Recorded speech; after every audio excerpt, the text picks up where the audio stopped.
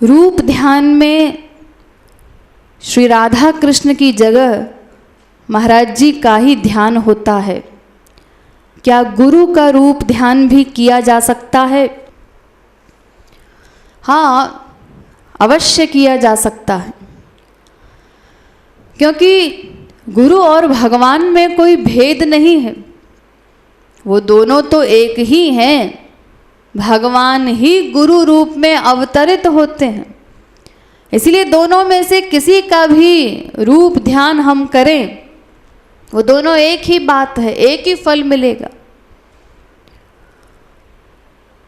बशर्ते वो गुरु सही सही हो।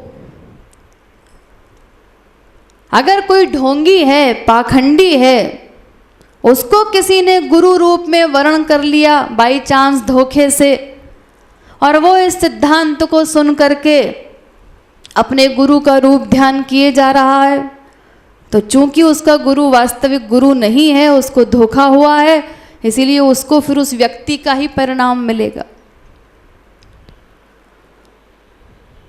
लेकिन अगर हमने परख लिया है अपने गुरु को, वो वास्तविक महापुरुष है, श्रोत्रिय ब्रह्मनिष्ठ महापुरुष है, तो उसके बाद उसका रूप ध्यान किया जा सकता है, क्योंकि ये तो सिद्धांत ही है कि या तो केवल गुरु भक्ति करो, या फिर गुरु और भगवान दोनों को साथ रख करके भक्ति करनी है। ये दोनों सिद्धांत बताए गए हैं। या तो करो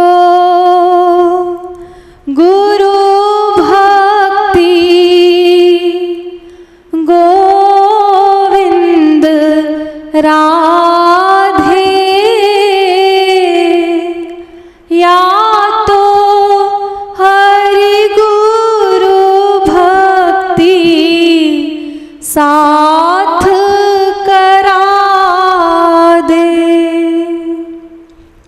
या तो केवल गुरु भक्ति की जा सकती है, या हरि गुरु दोनों को साथ रखकर भी आप भक्ति कर सकते हैं।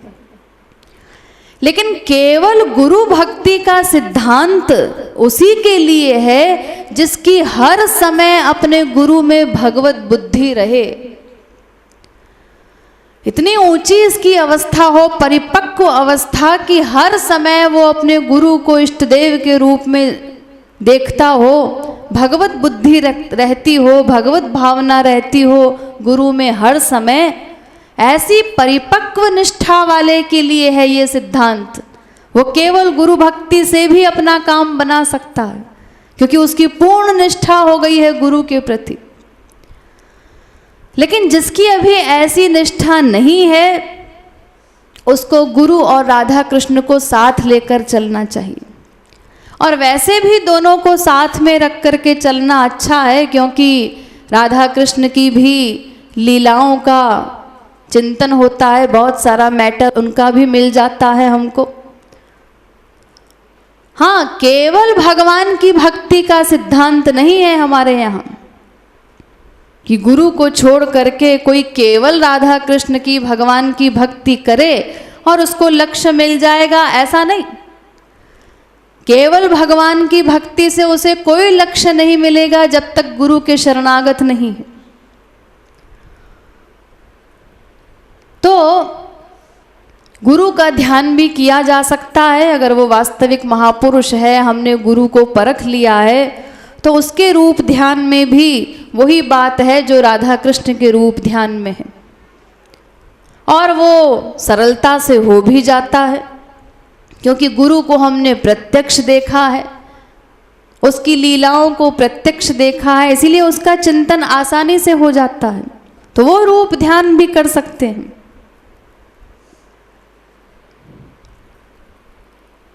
तो इस प्रकार गुरु और भगवान दोनों को एक मान करके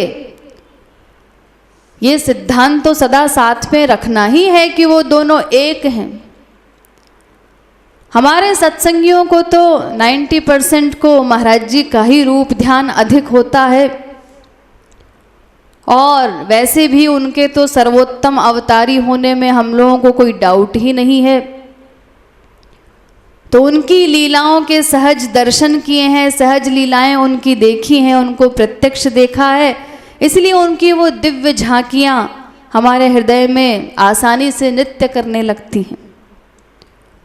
तो आप गुरु का रूप ध्यान आराम से कर सकते हैं किसी भी कीर्तन में निश्चिंत हो करके, लेकिन गुरु के प्रति हमेशा हमारी भगवत बुद्धि रहे, इस बात का हमको ध्यान रखना है।